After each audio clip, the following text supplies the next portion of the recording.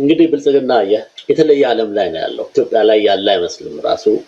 ምክንያቱም አምባገናዊ ስርዓት ስለሆነ አምባገናዊ ብለህ የምትገልጸው አይደለም። ከዛም በላይ በቅዠት ላይ በእብሪት ላይ የተመሰረተ የትንሽ ግለሰቦች የትንሽና የትናንሽ የሆኑ በአሳሰብም በማንነት ምክንያቱም ያው የሰው መለኪያው ድርጊቱ ነው መቼም እና ከድርጊታቸው መለካት እንደምንችለው እነዚህ ሰዎች ምንም ሚዛን ላይ ቢቀመጡ ቀላል የሆኑ ግን ደግሞ ትልቅ ሀገር የመምራት ታሪካዊ ኃላፊነት በአጋጣሚ ያገኙ ያንን ግን ሊጠቀሙበት ያልቻሉ ደካሞች ናቸው ዛሬ ይህን ሁሉ ምስቅልቅልን በኢትዮጵያ ላይ እየፈጠሩት እንጂ አብይ አህመድ ስልጣን ላይ ከመጣ ጊዜ ጀምሮ ያለችው ኢትዮጵያ እንኳን አይደለም አጠቃላይ ለኢትዮጵያ ሕዝብ ፍትሃዊና ነፃ የሆነ ምርጫ ይካሄድና በፓርቲያቸው ውስጥ እንኳን ያ ዲሞክራሲያዊ ምርጫ ይካሄድ ውሸት ነው። በማህበራዊ ድረገጽ የሚዟዟሩ የተለያዩ ቪዲዮዎች አሉ አብይ አህመድ የተናገራቸውና ከሰሞኑ ሰዎች ከምርጫ ጋር ያይዘው ከሚቀባበሏቸው ቪዲዮዎች አንዱ በዛው ፓርቲ ውስጥ ምርጫ ይካሄድ ይላል። ቀደም ብሎ እንግዲህ እንደምታውቀው ምርጫ ነፃ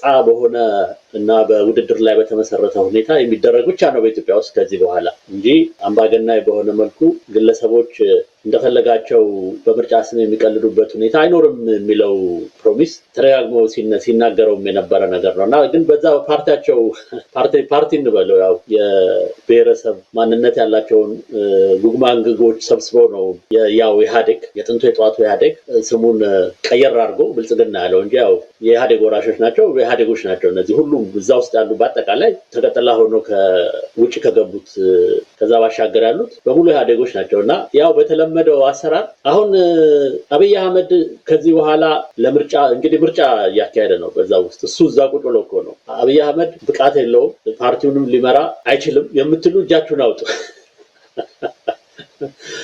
እርግጥ እዛው ታዳሚዎቹም ራሳቸው አሳቃቸው ጉዳዩ ራሱ ምን ያህል ሪዲክለስ የሆነ ነገር ነው።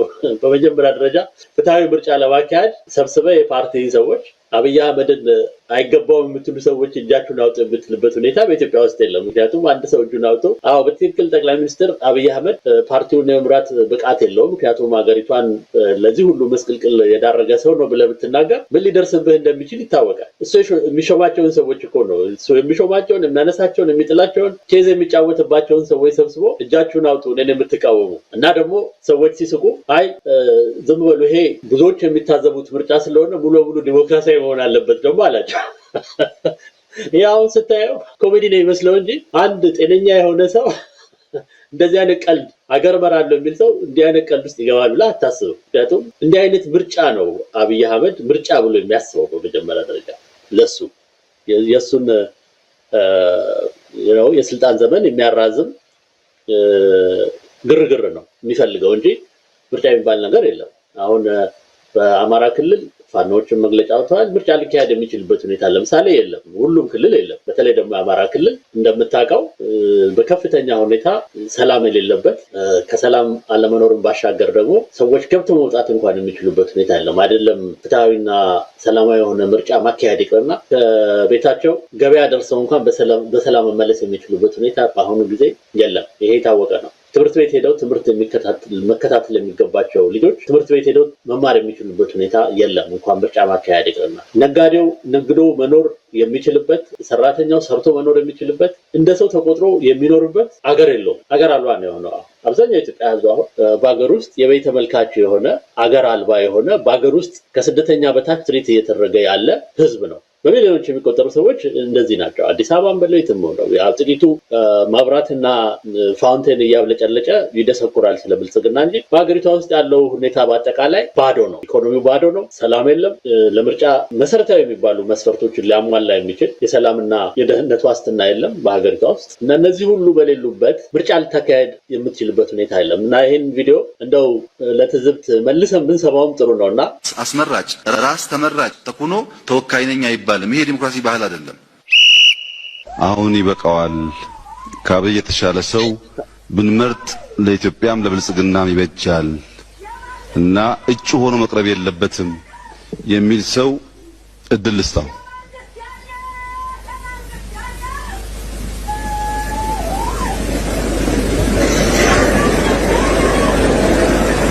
ጸጥታ ይሄ ብዙ ሰዎች የሚታዘቡት ምርጫ ነው። ዲሞክራሲያዊ መሆን አለበት። እና እንግዲህ ቀልዱ በእነሱ አንደበት ስታየው ራሱ ከኮሜዲ በጣም ያነሰ ግን ደግሞ ያው በትዝብት የሚያስቅ በትዝብት ነው እንጂ ኮሜዲ ስለሆነ አይደለም። ቤዚካሊ ግን በትዝብት የሚያስቅ እውነታ ነው። በቃ የአሁኑ ምርጫ ይሄ ይገልጠዋል። ብዙ ትንተና ውስጥ አትገባ። ይሄንን ብቻ ቁጭ አድርገህ ቅንጣቢ ቪዲዮ እንኳን ቁጭ አድርገህ የኢትዮጵያ ሪያሊቲ በተለይ ምርጫ የማካሄድ ያለውን ነፃነት እንኳን አይደለም ለተራው ግለሰብ ይቅርና እዛው ፓርቲ ውስጥ ለተኮለኮሉ ጉልቻዎችም ባለስልጣናት እየተባሉ ያው ግን መጠቀሚያ የሆኑ ግለሰቦች እንኳን መሪያቸውን የመምለጥ መብት የላቸውም። ይሄ የአብይ አህመድ ኢትዮጵያ ይሄን ነው የሚመስለው። ቀልድ ነው። በዘመነ ወያኔ ሲሰራ የነበረው ተቀጠላ በሆነ መልኩ እንግዲህ ለውጥ መጥቷል ካሉም በኋላ በዛው ባስተማሯቸው መንገድ እንደውም በባሰ ይሄ ደግሞ በብልጽግና ስም የሚነግድ ግን ደግሞ አረመናዊ የሆነ ስርዓት በወገኖቻችን ላይ ያደረሰ ያለው ግፍና መከራ ሊቆም ይገባዋል፣ ሊታሰብበትም ይገባዋል። ምክንያቱም ዛሬ ግፍ ሰሪዎቹ ነገ የሚቀየሩ ናቸው፣ ነገ የሚወድቁ ናቸው። ይሄን እነሱም ያውቁታል። ማንም ህሊና ያለው ሰው ሁሉ ያውቃል። ግፍ ሰሪም ነገ ይወድቅና ራሱ ደግሞ ያው ለህሊናም ለፍርድም የሚቀርብበት ሁኔታ ይመጣል። ያ አይደርስም ብለው አምባገነኖች በህዝብ ላይ በተለያየ ግዛት በኢትዮጵያ ውስጥም ሆነ በተለያዩ ሀገራት ግፍና በደል ያደርሳሉ። በተለይ በሀገራችን በኢትዮጵያ በጣም በጣም አሰቃቂ የሆነ በደል ነው ህዝብ ላይ እየደረሰ ያለው በማንነቱ። በተለይ ደግሞ ይሄ አሁን ከአማራ ጋር በተያያዘ እየደረሰ ያለው በደል ከዚህ በፊትም በታሪክ ታይቶ የማይታወቅ ነው። ኢቭን በዘመነ ህወሓት እንኳን ይሄን ያህል አልሄደም። የአማራ ሁልጊዜም ታርጌት ነው፣ በህወሓቶችም ዘመን የታወቀ ታርጌት ነው። ግን ይሄ እጅግ በከፋ ሁኔታ አሁን ዋናው ጠላት ተደርጎ ህዝቡ እንዳለ እንደ ጠላት ተፈርጆ ጦር ተሰባርቶበት ያም አልበቃ ብሎ ደግሞ እንደዚሁ ግለሰቦችን እያፈኑ በየእስር ቤቱ ሰቆቃ በግለሰቦች ላይ በፈጸም በማንነቱ ምክንያት ሰው በጅምላ እየታፈሰ በየኮንሰንትሬሽን ካምፑ እንዲሰቃይ፣ እንዲጠፋ፣ እንዲሰወር ከቤተሰብ ርቆ ከወገን ርቆ ችግርና መከራ እንዲጋፈጥ የተደረገበት ሁኔታ አሁንም ሊታሰብበት የሚገባው ነገር ነው። ይሄ የስርዓቱ ገጽታ ነው። በቃ የስርዓቱ መለያ ገጽታ አንዱ ሰዎችን በማንነታቸው በተለይ ደግሞ አማራ የሆነ ሰው በአሁኑ ጊዜ ለጥቃት የተጋለጠ ብቻ ሳይሆን የተለያየ አይነት አድሎና በደል ቀጥታም ሆነ ተዘዋዋሪ ከንግድ ማህበረሰብ አባላት እስከ መንግስት ሰራተኛ ያለ ምክንያት ከስራ መባረር፣ የንግድ ተቋማት መዘጋት፣ ንብረት መወረስ፣ በተለያየ ጫና ከሀገር እንዲሰደዱ ማድረግ አፍነው ከመግደልና ሰቆቃ ከመፈጸም ባሻገር ብዙ በደል እየደረሰበት ያለ ህዝብ ነው። ይሄ ህዝብ አሁንም በዚህ ክልል ውስጥ ያለው ችግር መጠነ ሰፊ ነው። የኢኮኖሚ በደሉ ያው እንደሚታወቀው ነው። ጦርነት እየተካሄደ ነው። በዛ ምክንያት ራሱ እየደረሰ ያለው ውድመት እና ክልሉ እየደረሰበት ያለው ጉዳት ተዘርዝሮ የሚያልቅ አይደለም። ከዛም በላይ ደግሞ እንደሚታወቀው በሚሊዮን የሚቆጠሩ ተማሪዎች ከትምህርት ገበታቸው ተፈናቅለው ላለፉት 4 ዓመታት ያህል ወደ ትምህርት ቤት ያልሄደው ተማሪና ህፃናት ቁጥር በጣም በጣም ከፍተኛ ነው በዚህ ክልል ውስጥ ከሌሎችም በተለየ። ምክንያቱም በህወሓት በተከፈተው ጦርነት ምክንያቱም እንደሚታወቀው ዋና ኢላማ ከነበሩት ታርጌትድ ሆነው ከወደሙት የመንግስትና የህዝብ ተቋማት አንዱ ትምህርት ቤቶችና የጤና ተቋማት ናቸው። ትምህርት ቤቶች በመውደማቸው ምክንያት እና የጸጥታ ለመረጋጋት በመኖሩ ትምህርትም የሚሰጥባቸው አካባቢዎች በጣም ጥቂት ናቸው። ስለዚህ በሚሊዮን የሚቆጠር ወጣት በአሁኑ ጊዜ ዕጣ ፈንታው ምን እንደሚሆን አይታወቅም። ይሄ እንግዲህ ለዓመታት የዘለቀ ነው እና ይሄ ሁሉ በደል